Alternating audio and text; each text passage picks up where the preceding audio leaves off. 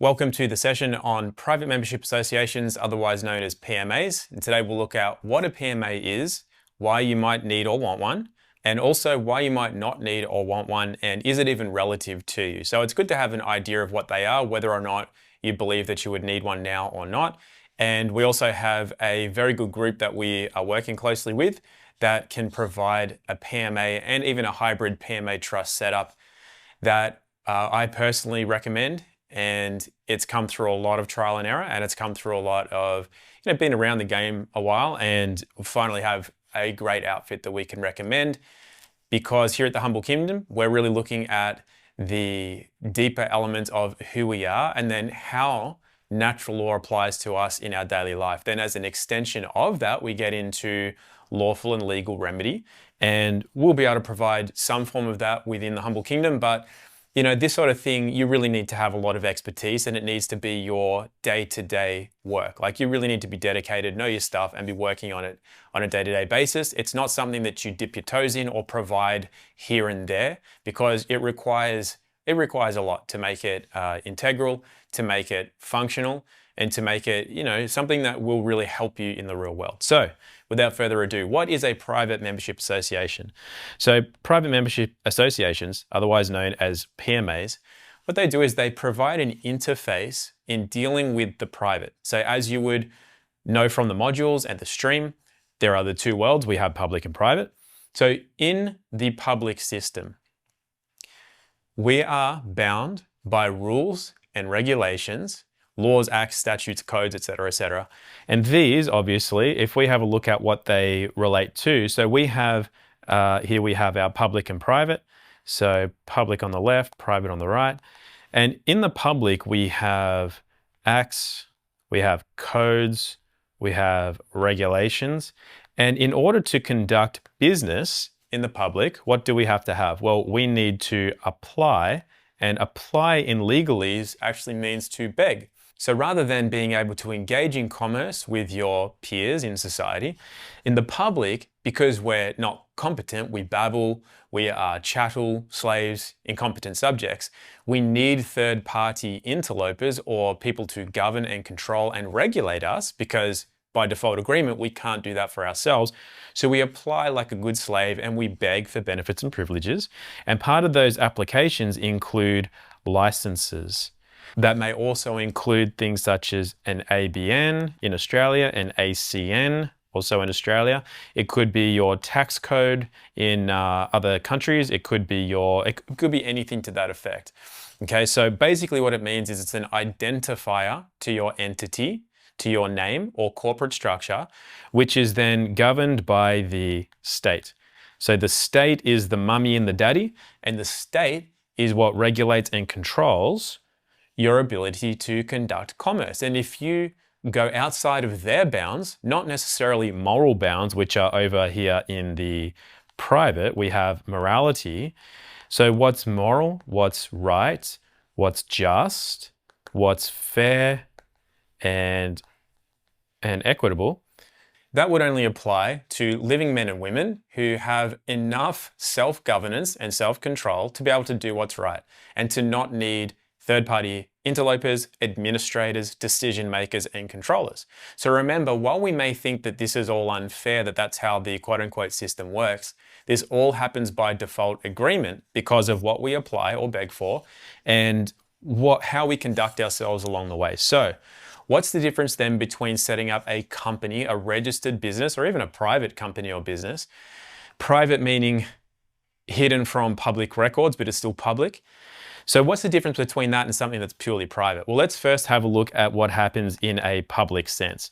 Now, let's say that we wish to conduct trade and commerce, and our product or service, in this case, it will be a product, is something that we don't yet know what the difference is between public and private. Okay, so very easy case in point here is we have a cow. And I realize that cows look something different to this, but there's your udders. And let's make it a happy cow.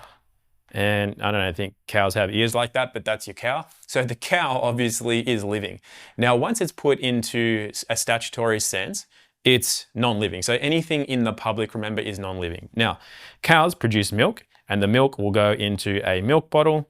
that we wish to trade, usually for fiat currency or something to that effect, with members of the public. So that's your customer. And the customer comes through, exchanges dollars or some kind of exchange of value for the good or service. In this case, it's a good and it's the bottle of milk. And then that milk came from the cow. The cow belongs to you and you have a happy face. So this is the general structure of being in the public system. Now, what happens in the public system though, this is key. In the public system, we then have to have a license. We will have a business registration, and then that regulates how we conduct commerce from us to the product or service. In this case, it's the cow, which produces milk, which gets sold for dollars to the customer in the public. So that's our workflow. Now, along this road, any of these situations here or any of these places, whether it's the money, whether it's the product, whether it's the customer, whether it's the what would you call it? This would be the producer or the production. In this case, it's the cow. The cow needs to be regulated because if a cow, in a statutory sense, does not meet regulations, well, hey, it might need extra medications. It may need extra tags or identifiers because remember, it doesn't belong to you.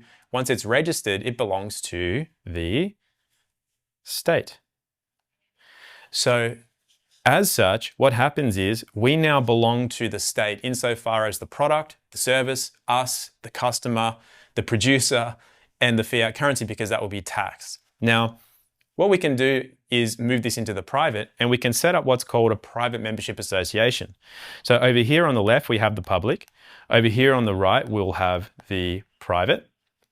Now in the private, we can set up what we might call a protection barrier. It's our private membership association.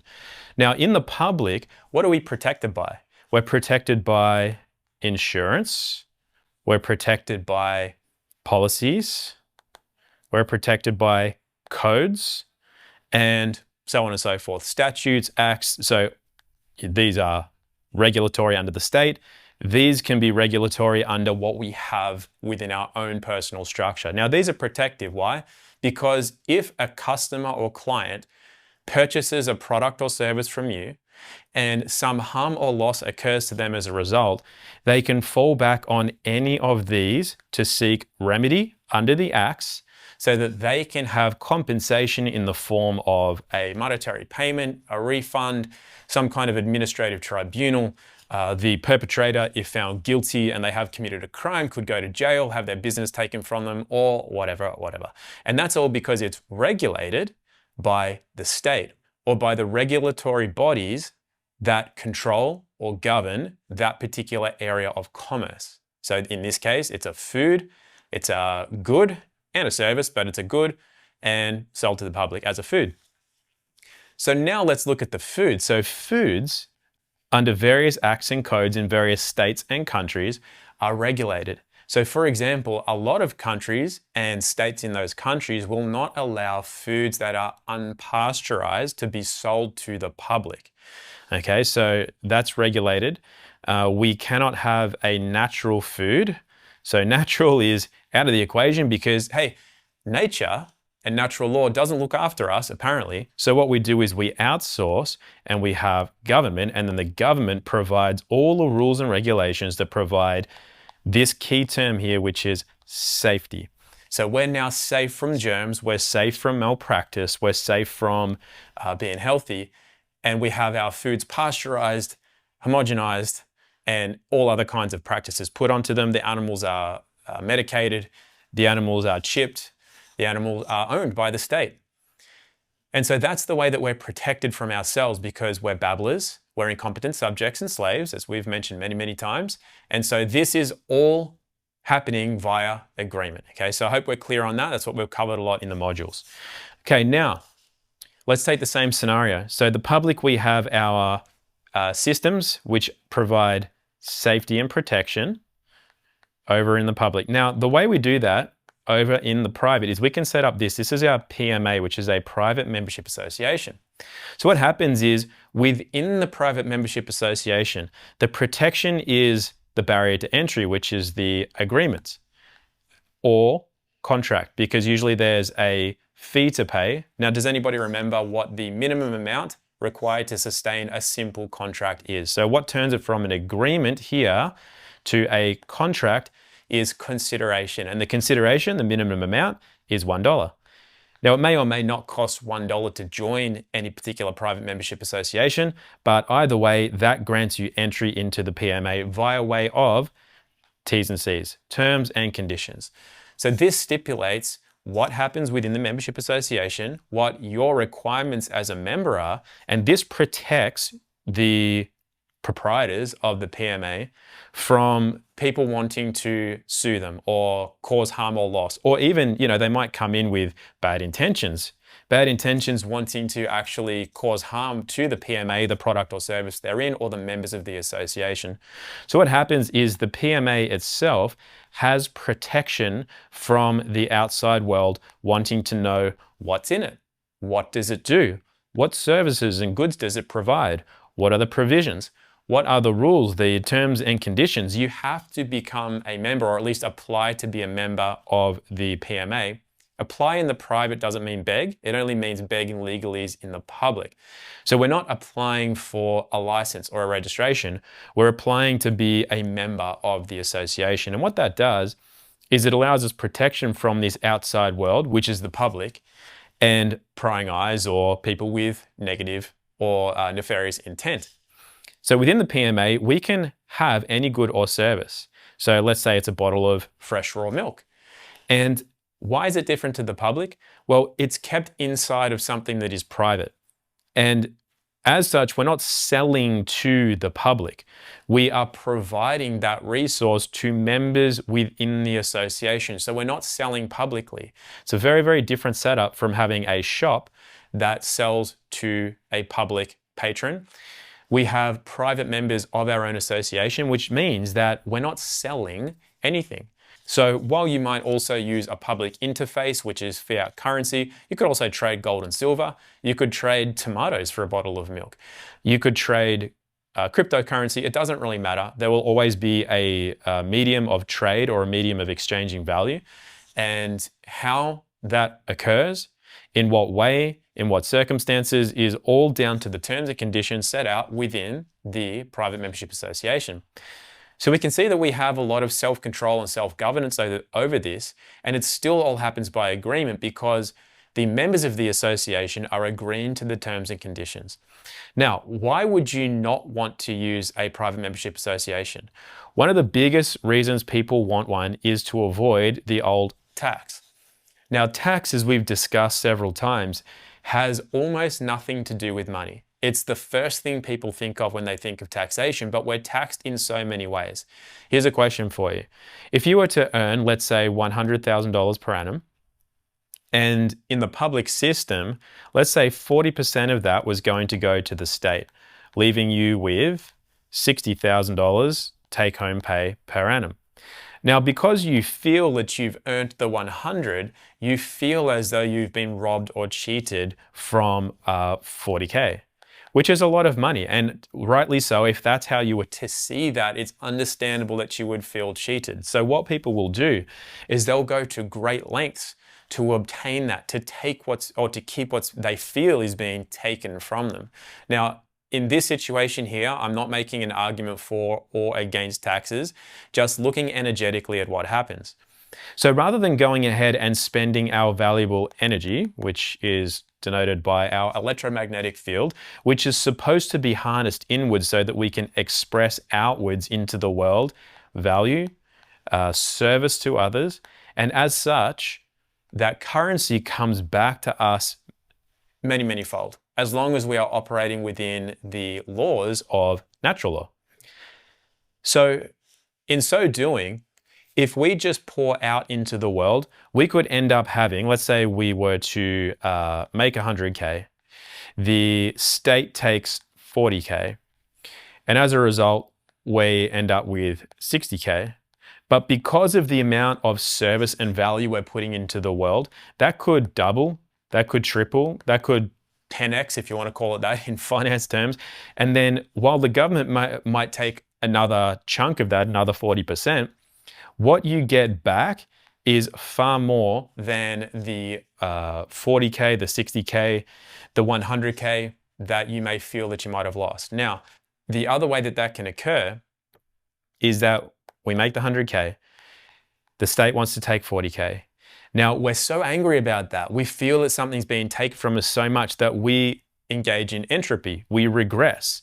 We put less into the world. And as such, because our mindset is lack, because we will sabotage ourselves, we don't want to succeed more. We don't want to serve more people because the state or the bad man is going to take what we feel is ours. Now, I'm not arguing whether it is or is not ours. It's just energetically what's happening is we regress. So we get like, a futile kind of effort into the world. It doesn't really make itself back. We can fight tooth and nail or even be smart because taxes are essentially voluntary. And we can keep this, but we're limited to that 100K. Or maybe that becomes, I don't know, like what could that become? That could become less. That could become something like 80K because, look, we're just putting less into the world. We've constricted our mind, our spirit, our soul is restricted in its way because we're scared. So we end up putting out less, even if it's unconscious. So it's just a quick example as to how fighting the system in that way could actually lead us to less. And willingly paying a fine or willingly paying a tax or what have you, because we're constantly putting value and service into the world, it comes back manyfold. So as a net, I didn't finish the last diagram, but you're just getting the picture. As the net, we could end up, if we fight in the public here, what was 100K, we could end up taking home, I don't know, like 80, because we managed to get back what was taken from us in tax, but we've regressed in our output. But on here, that 100K could turn into, let's call it 120. Even if we've paid something like 60K in taxes, simply because we paid more tax, but we had more revenue. So at the end of the day, where would you rather be? Like net, where would you rather be? Net positive or net negative?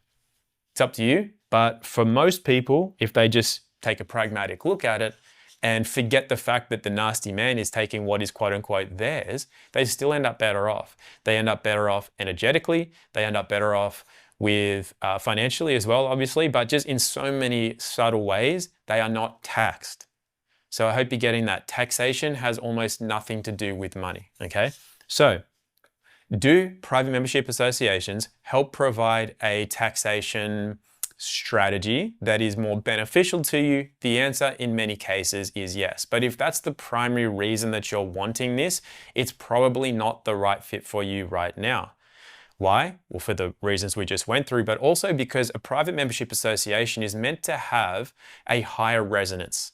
It's meant to be that this is your vehicle. It's going to allow you to put your value as a more pure expression of you, your essence, your soul into the world. It's a vehicle, it's a tool. Like many things that we talk about in natural law, whether it be like a notice or, while a notice is kind of physical and lawful, it comes under the principles of natural law because of what we're noticing in that esoteric sense, which we spoke about in the modules. And look, what can happen is if we don't see it as such and we're focused more on the money, we're already kind of like out of a moral compass. Not like that it's immoral, but it's not in line with our soul purpose. Okay, so we're more buying into that mirror image side of the equation, which obviously is the fictional side. So nothing wrong with that, obviously. Nothing wrong with wanting to keep the productivity of your own labor. Nothing wrong with the feelings that people have towards taxation and, like what the quote unquote government does with things. Just as an aside, it's outside the scope of this particular session that we're talking about with PMAs here, but your taxes don't pay for roads, healthcare, anything to that effect. That's all done through the birth certificate trusts. And taxation even doesn't necessarily pay for wars and the type of nasty stuff that we see that the quote unquote government are doing with taxation dollars. So all of that, I believe, is another way to loosh the energy of people. Even if you paid no taxes, they still take that from your escrow trust accounts anyway, securitized through signatures, etc., etc. Again, don't get too caught up in that. Just know that your taxation dollars aren't necessarily supporting the type of nefarious interest that people who become aware of the world start getting angry about, and therefore it's another way to lose their energy. So yeah, we should keep the productivity of our labor. Taxes are voluntary, but taxes aren't necessarily a bad thing in and of themselves. It's just how it's done in the world that we live in. So tax is one of the main reasons people want to look at PMAs, make it a better strategy for themselves, but realistically, that should be a side benefit. What we want to do is look at our expression into the world and make sure that our true value is properly expressed. We have the right vehicle, which is the PMA, so that this all makes its way perfectly into the world and serves people. And then that makes its way back to filling our cup, our kingdom. It makes its way back in so many ways that are beyond money, but as a side, what you might call benefit, or just as a result of bringing wealth to the kingdom, you will obviously find that you have more money in the bank account as well to be able to sustain your life, to sustain your living being, to be able to provide your service or your gift to the world. But remember, money is just a small part of that. Energetically, you are rewarded in so many ways that money and other forms of materialism that we chase can actually keep us from that. Money, believe it or not, can keep us indebted. I mean, money is a debt instrument in the way that it's used, fiat currency. So anyway, that's a separate topic, but just be aware that I got to say it again because it's the first thing people think of. It's not about, cutting your taxes. It can help minimize your taxes. It's more about your expression to the world. That, first and foremost, I really, really want to get that across to people, that that's mostly what it's for. Okay, another benefit. It allows you to provide a better one-to-one service with your customer. So how does this work? How does an agreement work? An agreement or a contract, let's just put contract in here as well, is between how many parties? It's between two parties. So you have party A, and let's call that you, and party B, which is the other living man or woman who wants to receive your good or your service. So this is what binds the agreement. Now, what we don't have within a contract or agreement usually is the third party. And in this case, we call them a third party interloper because it's where somebody wants to put their fingers into the pie. That's what happens when we're in the public and we have the state trying to nanny or regulate us. So if we don't want to have that third party interloper, what we're going to do is stick between party A and party B. And this is a pure expression.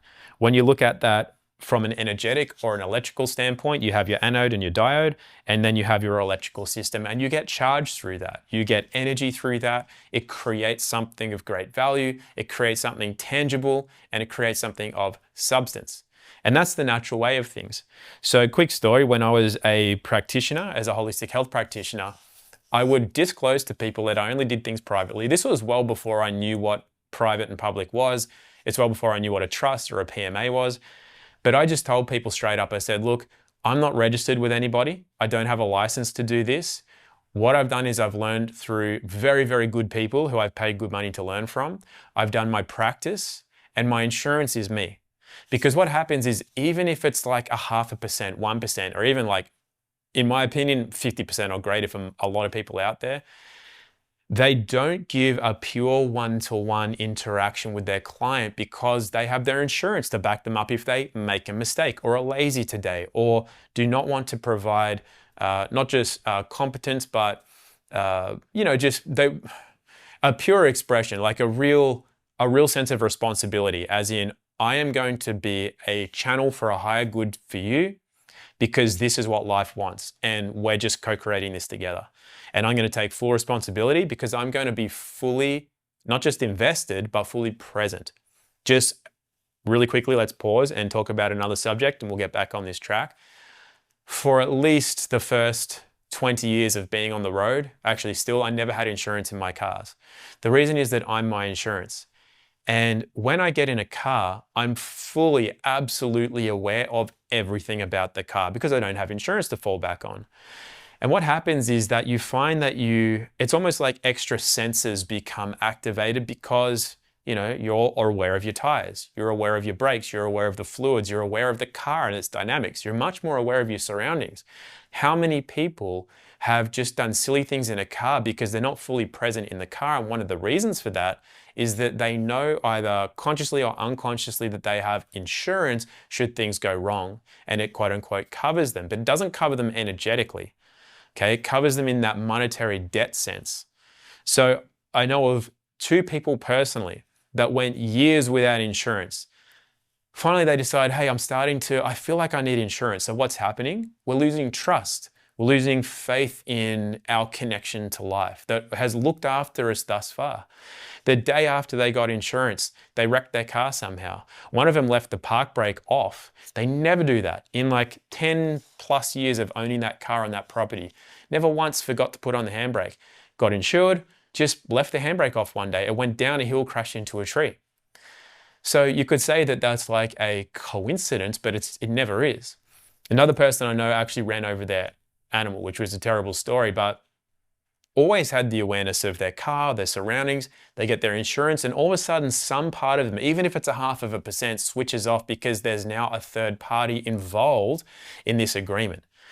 Whereas if you get in the car without insurance, your agreement is pure between you and your creator or life. And that's so much more powerful than anything else. Now, I'm not sitting here suggesting to people that you don't have insurances, that you don't have trust, that you don't have private membership associations, you don't have any of the protection that these vehicles provide.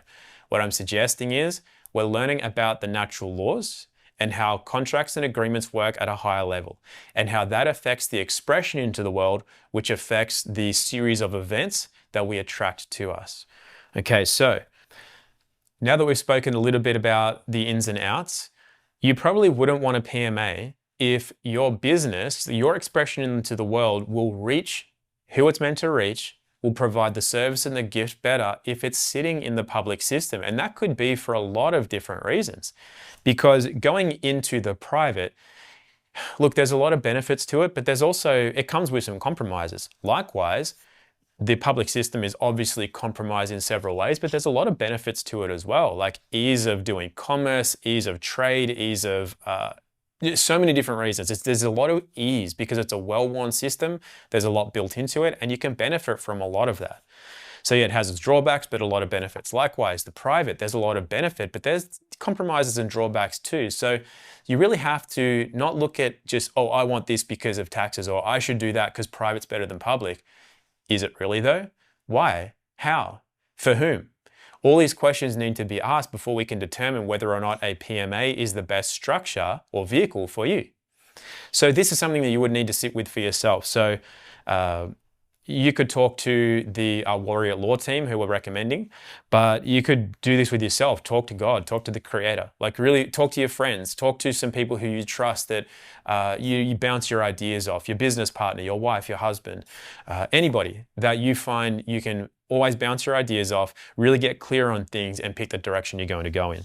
Okay, so let's quickly look then at why you would maybe want to combine public and private. So for a lot of people, and this is not advice, you have to figure this out for yourself, because both sides of the ledger have benefits and compromises. For a lot of people, a hybrid system is probably going to be of, generally speaking, the most benefits. So what is that? What you have in the public is your banking, you might have your, like a business, you might have a registration number of some description, but it's not incorporated, it's unincorporated. So we have our unincorporated entity. Now, you don't necessarily need that. That's just something to shelve for the moment. You can talk to the people we're recommending more about that to see if it's applicable to you. And you might have your trade methods. Now that might be things like, PayPal, it might be like Shopify, anything well-worn, anything that works well, has high functionality, great for business in the public. Now in the private over here, you might have your PMA. But how does the PMA, if it's private, how does that interface with the public? Well, it really doesn't. That's why you have to be very careful about this sort of stuff, and you have to really know what you're doing and why you're doing it. But what you can have is a suitable trust and that trust can interface with the public, and the trust interfaces with the private membership association. At no stage does the private membership association interface with the public. It's there as a clue in the nature of the terminology. Public and private do not mix. They're like oil and water. They are two separate sides. Remember, non-living cannot see or hear living. They just don't go together. But you can have a trust as an intermediary entity that connects the two. Actually, more precisely, they don't even necessarily connect the two, but they are able to be reached through that intermediary entity. So they do separate things, so does the trust, but it's just a way to connect things together. So none of this today is advice. This is just giving you an idea of what a PMA is, why you may like to have one, why you may not, and it might not be in your best interest, and whether or not, if you go that route, you may want to have a hybrid setup. So who are we recommending? So here at the Humble Kingdom, like I said, we're concentrating on natural law and the deeper lessons of the teachings and how that can help us work with life to help us to express into the world as a pure expression of who and what we are. And then everything else after that, tools, vehicles and processes and what have you to help you in your journey. So this is where we introduce to you some of the people that we're working closely with and the people that are able to provide a private membership association is called Warrior at Law, and Warrior at Law is run by my friend Zev. And I've known Zev for just over 5 years now. We connected around 2020 because of what was going on in the world.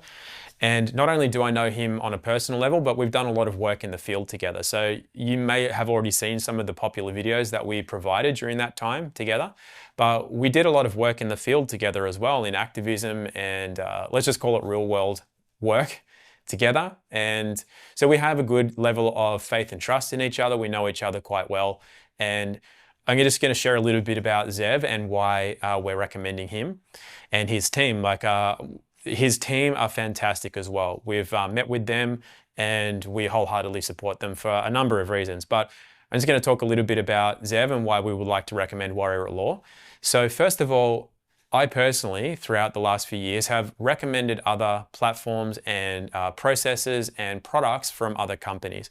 And while I did my due diligence, especially with the last ones that I was promoting, I asked a lot of times, I did a lot of research, and everything came back to me based on everything that I was asked to be disclosed. But I was actually gatekept in some vital processes, which at the time I just thought was a little bit irksome. But after that kept happening, I had to step away from promoting that. And it turned out it was for good reason, because this company kept telling people that what they were doing was suitable for people everywhere in the world, but it really wasn't. I do believe it still has some validity in the United States, but other than that, it just doesn't. And here's where I don't like where people gatekeep, is because they would not look at that. They would ban people from asking further questions about it and would continue to sell the same product as if it was as valid as they initially claimed. And I really don't like that. So Zev, on the other hand, has basically the same amount of experience or more than a lot of the people that have been recommended before, does it at a much fairer price point, I believe. And he is constantly looking to improve his working knowledge of things, but also improve the product itself. So it's already, in my opinion, and I've looked, and I've really looked because I've learned my lesson in not getting the full disclosure of everything in the past. And it's the best PMA out there that I've found. And even other people that run PMAs that are, of a moral standing, that are willing to, look at what everybody else does and comment on it and not gatekeep, have said, look, this is the best one we've seen, and we sell PMAs ourselves. And I guess the defining factor is that Zev, he lives this stuff. It's really his bread and butter. And he includes international laws publicly within his PMAs. And it's the only one I've found that does that, which means that in any country that you reside in, this particular private membership association structure will be a benefit to you. Not only that, but he's had several people go through and try to find flaws in it. And to his credit, when he gave the documentation to me to look over, and bear in mind, I have at least 20 years less experience in this field than Zev does. I looked at one particular section and I thought, you know what, I personally feel without being an expert in anything, I personally feel that this, if you change this part, it would just energetically have a better effect into the world. The humility of Zev is as such that he looked at that, and his team as well, and everybody looked at it and just sort of said, yeah, we actually all agree. They changed it that day. And this is the type of team that Zev has, and the type of people that work at Warrior at Law. They have enough humility to actually, look at this sort of stuff and never just rest on their laurels and gatekeep or things to that effect. Now, something else I'm going to mention that I'm not going to name names, but Zev's happy to talk about it. There are a lot of people out there selling people on the idea of private membership associations, trusts, and what have you, all under the guises of, tax minimization or whatever, and have gotten so many people into so much trouble. And Zev, being the kind of guy he is, has helped these people, whether they have the means to be helped at this stage of the game, being in deep trouble or not. And Zev's gotten them out of trouble once they've gotten into trouble through other people and other companies that have just left them high and dry. And I'm not going to talk too much about that side of things because there's a lot of damage that gets done out in the world. But Zev can back up everything that he does. Him and his team help people that are part of, that have their products and have the ability to do that, and actually the willingness to do that as well. And so many other people don't. They're just doing it for money first and foremost, which, as I've been speaking about, actually keeps people indebted. It's not of a higher nature. And at this stage, Warrior at Law and the team, and with Zev running it, is the best that we've come across, and we're developing a working relationship with one another. So if you feel that a private membership association and or a hybrid system may be for you, please contact the team at Warrior at Law, and they're more than happy to have a conversation with you to help you figure out if it's the right fit for you, and then what to do and how to go about it. And please use the link that we provide for that, because we're helping Warrior at Law out with some things on their end, and they're helping us out with some things on our end. And when you use our corresponding links to connect to each other, it helps us both out because we can see where some of the inquiries are coming from, and it just helps us out because we like to help each other out. So please use the link provided to contact them, and they are definitely more than willing to help out. And as I said, this is something that we have done extensive research on and did a lot of back and forth before we wanted to look at who we were going to send people to who want this kind of product or service for themselves. And so this is where I've ended up. So it gives us great pleasure to be able to provide that. And check out the other sections in this privacy and security section of the course for internet privacy and devices that help you stay more private, and also one on a different kind of trust that may be for a certain type of person. But this is, I believe, what most people are looking for at the moment. So please go ahead and contact Warrior at Law, and we hope that helps. Thank you for tuning in.